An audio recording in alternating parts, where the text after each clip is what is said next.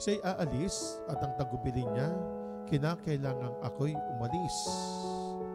Dahil isusugo naman ng ating Panginoong Kristo ang patnubay, ang Espiritong Banal.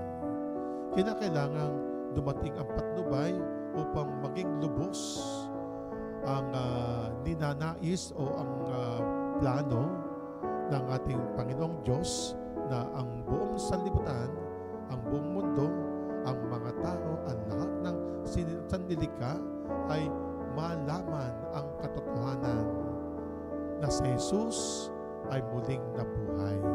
Kinakailangang masundan na ang mga kasalanan ay mali sa pag-iisip ng mga tao. Para pa sa plano ng ating Panginoon Diyos, kinakailangan umalis o umakyat muli, bumalik upang patotohanan na ang mga kasalanan ay mali. At sa pamamagitan nga po ng patnubay, ang Espiritu Banal, ito ang gagabay sa kanyang mga alagad.